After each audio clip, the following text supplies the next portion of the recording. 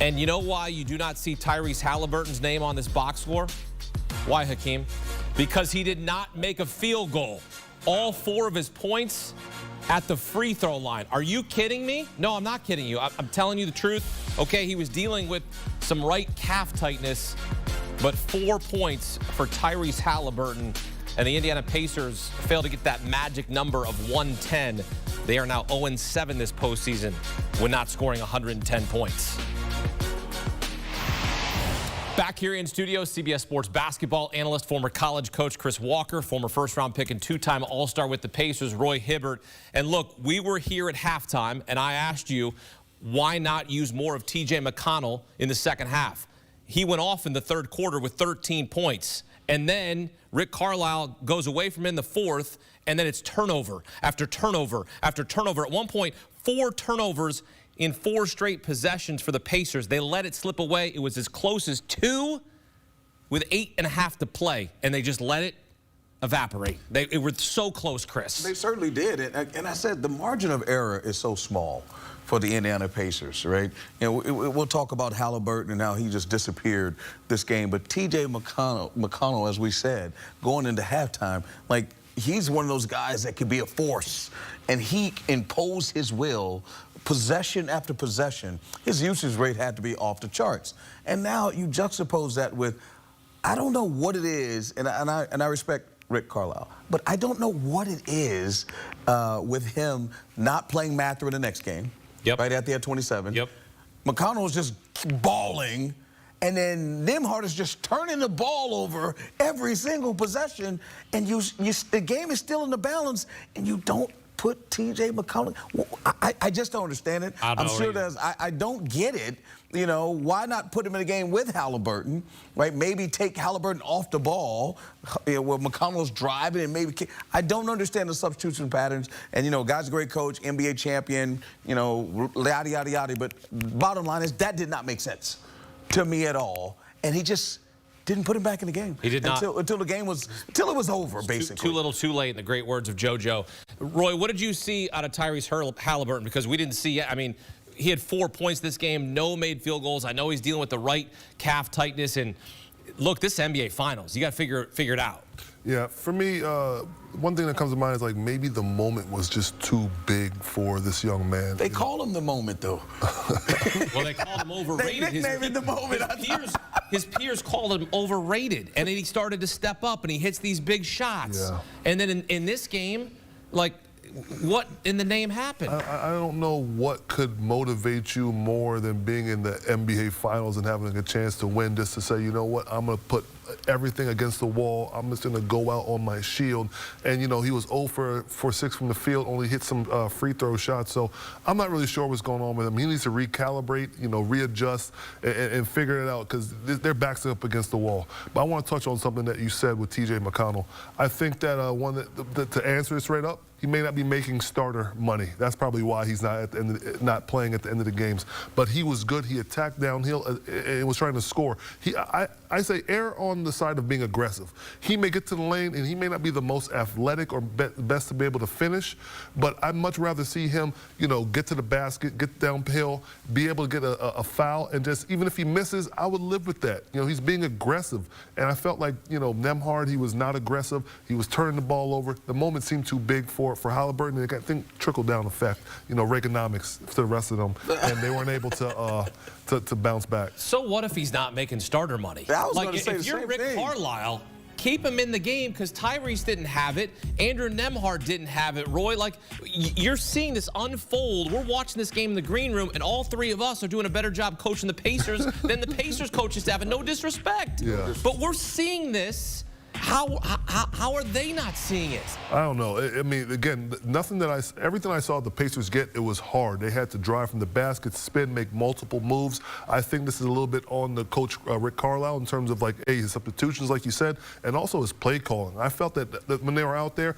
they were just doing circumstantial stuff. They were just playing one-on-one, pick and roll, get downhill. Not even get downhill. They didn't attack whatsoever. So they definitely need to watch the film and recalibrate and to see what they did well in Game 3 and to get that win and everything. You know what? That's 2 games now in a row we're questioning, because that's what we get paid to do. We get to commentate on what's going on and evaluate Rick Carlisle. Yeah. And you can and we praised him. Absolutely. So let's be fair here, because we gave him his flowers. Most experience at the game. A lot of times here in this series, but now when the cookie crumbled, like you got to answer the bell. Well, here's my thing: if you said who had the advantage in that department, you would say the Pacers. Absolutely. And now all of a sudden, and I'm not even saying that Mark Daigneault is out coaching him. His best players are stepping up at the right time. Yep. Yeah. And unfortunately, again, David trying to beat Goliath, everything has to work in your favor. And substitutions and riding the right guy and knowing what adjustments to make, that was supposed to be Rick Carlisle's department to overcome this great team. And it just, and how about this? And these guys have kept it close. Give it to the Pacers. They got it to 2. Yep. Rick, you had to bring them home. Yeah, Haliburton 0 for 6. No matter what you want to say, they were still down 2. They had a chance, and then Nembhard just started just turning the ball over like crazy. I'm like, man, what's going on? Yep. Get him out of the game, subs him out, and puts him right back in. It confused I don't get it. OKC scored 32 points off of 23 Pacer turnovers. They call them the yesers. It was the no, stop turning the ball over. And Jalen Williams, SGA taking advantage. Jalen Williams was special in this game, a 40-piece. Roy, what did you see out of him? Because he was a lot of his points were coming in the paint. Yeah, I mean, he did a good job of moving great defense and translating it into better offense. He get the steal, he get out in transition. He is aggressive. He knows how to score, and he doesn't look for the refs to bail him out, or he doesn't twirl his fingers around in a circle saying, check that, check that, check that. But he did a good job. But I also want to say this: OKC did a good job as well on leading with defense. 15 steals. Caruso had 4 steals on the night. He may not put up big numbers, but he's going to defend, play at a high level on the defensive end. Every starter had at least 1 steal. Then SGA on the other end. You know what? He actually led both teams in block shots. He had 4. He actually had 1 on the big guy, Miles. That to me is like really tough to see when a guard of his caliber, who may sometimes take possessions off on defense, actually do something on both ends of the court. And on offense, SGA and Jalen Williams was great as usual, but the bench, Wallace and Wiggins, they contributed 7 threes together and some other field goals. They were on pace. They knew their roles. Everybody was locked in. Those 2 definitely played really well off the bench defensively, and then they stayed locked in, ready to shoot on the offensive end. Listen, all that said, they were down 2. They were down 2. Jalen Williams had 40. Shai Gilgeous had 30. They had 71 between them. Yep. And they're down 2. And so my thing is, and as far as J-Dub and the tremendous, you see the guys that his name is in history is etched in stone, which is tremendous. They're guarding him up top. And I said this before the game, you're letting him get ahead of steam. There is no shot blocker. Yeah. You got Miles Turner out of the game. I don't understand bringing Tony Bradley. I mean, they got to explain that to me. For real, like, that's another thing, right? You got a guy in there. You talk about Hartenstein. He does not create any type of mismatch, right? A pick and pop big is what they have. You put him out there. So I'm still trying to figure out why. It's like you're fishing. And again, like the defense, you're letting 2 big-time players, 2 All-NBA players, basically get a straight-line drive to the rim. And you're asking who to stop them? Obi Toppin? Siakam? You're asking those guys to stop elite finishers in the league, Roy. Yeah. Right? So I'm even watching Chet Holmgren or Hartenstein setting screens by half court, and those guys are hugging them. I'm like, what are you hugging them for? They're not going to pick and pop from half court. Get back, corral the driver. I just don't understand. It worked when they go, again, if you want to guard them full court and tire them out, that's one thing. But once they get across half court, now you got to adjust. Yeah.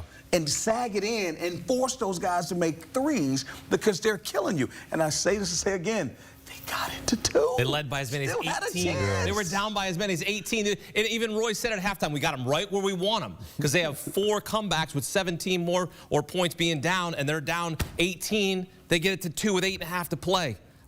Turnover.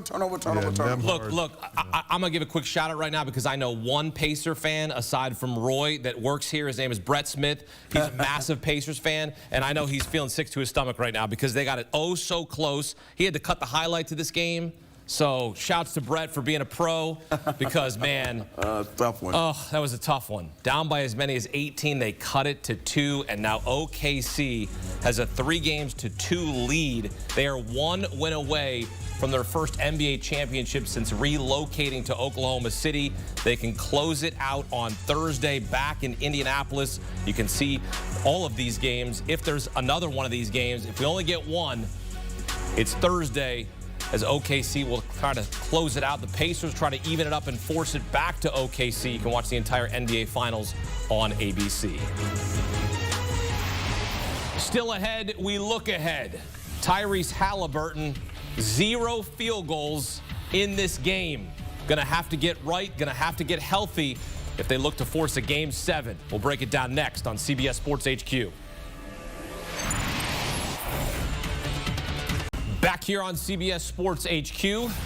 Before we look ahead, we look back to Game 5 on Monday night. Jalen Williams dropping 40, and he has had himself a phenomenal NBA Finals. 3 straight Finals games with 25 or more points. Only Kevin Durant has a longer streak in Thunder franchise history with 5 games. But KD did not win a title in OKC. Jalen Williams and SGA have a chance to win a title on Thursday on the road in Indianapolis, which would be their first title since moving to Oklahoma City. And Roy, I know you do not want to see that. You predicted Pacers in 7. When you talk about how tough this is going to be, this closeout game to finish it off, the way you saw the Pacers finish this game, it's going to be extremely difficult for OKC. Yeah, I mean, unless, you take accountability right on and look yourself in the mirror and say, hey, you know what? I did not play my best. Look at Haliburton. You look at Miles Turner. Those 2 players especially could say, hey, I did not bring my best. I've seen what I've done in this series before. I need to try to get back to that in some way or fashion. But they need to make some adjustments. I mean, we talked about Haliburton from the most part. He needs to get aggressive. What more can be said about that? You said he should not watch TV at all tomorrow because he's going to get fish fried for sure. But, I think they need to make some more adjustments. I know we'll talk about that coming up soon. Listen, for me, it starts with aggression. You're at home, right? And that should be worth 5 to 10 points. Yep. Right? You threw one away that you should have won. And that's why I say that Game 4 was very crucial, because you had one in the hole that if you just stunk it up, you were good. Yep. Now the pressure's on. You have to be at your best. Rick Carlisle has to coach a better game. Yeah. Right? I'm not one to criticize coaches at a high level because I know how hard it is and demanding, but you have a feel for your team. You got to coach a better game down the stretch when it matters, right? The other thing is Haliburton and Miles Turner, who's the longest tenured Pacer, you got to give us more. Yeah. This is for the NBA championship. And you're talking about Tyrese Haliburton, laboring around. I think Miles Turner looks like he's hurt too. It just looks like both of them are not moving the best way they can. But more importantly, the other team just seems more energized, more athletic, more youthful. And I don't want to hear, because this is what happened last year when they lost to the Celtics in the Eastern Conference Finals. Guys were hurt. Let's not have that. You're going back home. You got a chance to win it. And look what happened tonight. It's very easy to say that if they win at home, they cut it to 2. They could beat these guys in Game 7. Well, it's worth mentioning, too, the Pacers benefited from injuries to other stars on their run here. So, look, sometimes what goes around comes around. And if you're the Pacers here and Tyrese Haliburton's dealing with this right calf tightness, Roy, I mean, you know better than most, like, what is the process here to get him ready for a Game 6 on Thursday? Well, I know that Pacers staff has been voted one of the best PTs in the NBA for years and years and years. They're the same crew that was there when I was there. So they'll definitely get him ready. But the mindset should be next man up. And I think TJ McCollum, he needs to take a bigger step. If Hallie is not able and willing to be aggressive, or he can't be aggressive because of his injury, TJ needs to be in there. Nembhard, I love you. You're one of the best three-point shooters from the corner during this playoffs, but you're not giving us anything that backs up against the wall. TJ McCollum needs to be able to go out there, play more minutes. He needs to play starter minutes, to be honest with you. He's making things happen. Miles Turner, I think they need to get him involved, not just picking and popping, maybe throw him something closing down the post. I said that in the pregame. That didn't happen today. Maybe I'd like to see that a little bit more. But they definitely have to value the basketball next game. They can't be having 15 turnovers. They can't be having 9 turnovers in the first quarter of the game or the first half. They need to value it more, to create more possessions, because like we both said, the margin of error against OKC is very, very small. Listen, I'll just tell you this. For me, I mean, you said they have one of the best PT staffs. The question is, do they have a mental staff? Because this is more than physical. It's just mental. They just, when you watch the game, and that's why it is, you know, I'm doing mental gymnastics with my head going like, how is this even a series when they were such an underdog? They were such an underdog, right? Yep. It doesn't seem like OKC's overpowered them. They were plus 8,000 coming into the playoffs. Right, but if you watch the series, it's very feasible that OKC could be down 3-2 right now. Yeah. Right? No, you're right. And so we're talking about, again, an adjustment here, an adjustment there. Your star player who's all-NBA third team is playing like Robin instead of Batman. Matter of fact, he's playing like Bat-Mite. He ain't even playing like Robin. He's playing like the guy that sits on the back of the Batmobile. And it's just, it's looking bad for him. But again, we're talking about sports, as you mentioned before. He has an opportunity, the next 2 games, to change the narrative. Right? And then he's going to have to do that. Yep. And that's what, hey, you know what? Listen, to whom much is given, much is asked. It's deserved. Yeah. So he's going to have to come and bring it, or because we're going to levy criticism as long as he's out there. It's the NBA Finals, bro. What do you want me to tell you? You got to go out there and get it done. And I believe he can. I believe Haliburton can turn this thing around. But it's not, to me, we could talk about the calf all day long. Right. Right? But it's a checkup from the neck up, as we always say. He's got to bring it mentally. When you look at what Oklahoma City is trying to accomplish here, Roy, 1 win away from an NBA championship. It's a young roster. Sometimes the moment could feel like it's too big for them, right? But this was a great team in the regular season, a great team here in the playoffs. Closing this out, what will be the key for them to close this out? Because we saw it here in Game 5, the turnovers were a huge difference. You saw Jalen Williams and SGA be the stars in this game. To me, the biggest thing is continue to shrink the amount of time it takes for them to take the punch and then respond to the punch. I think they need to go back and look at the film of that middle to the end of that third, the beginning of that fourth, and see what TJ McConnell and that bench did. Maybe they have Lou Dort. You said Lou Dort was strapping up Haliburton. You know, maybe they need to put him on TJ so he can cut down those 18, 19 points. You know, and Obi Toppin had a good feel for the game. He was dunking. He had some good threes, and you know, so cut down the bench points. Maybe look at, you know, some different matchups there to neutralize those guys, because the Pacers are pretty top heavy, to be honest with you. Siakam has 20-some points, and then other than that, I'm not really sure who was putting in points, but I mean, Nesmith and Turner. But I think that they need to address the bench, and then I think they hopefully they don't, but they should have this series if they address that. Listen, I picked the Pacers in 7, but I'll say this: if OKC wants to close this series out, you throw the kitchen sink at them. Right. If we're sitting there having a conversation about Obi Toppin and TJ McConnell, the series is over. Right? And I'm being honest, because on the other side, we're talking about the 2 stars score 71 points. They're not going to beat them if those 2 guys are the guys that we're talking about at the top of the ledger. Now, Siakam played great, but the way Haliburton is playing, Siakam needs to get 30. Like when are their guys going to show up? When are both their guys going to show up down the stretch? As people say, the first 2 games, the first 4 games, when both teams win, you tie it up, then series begins. The series has begun, and we saw what happened tonight. Injuries are a part of the game, I get it.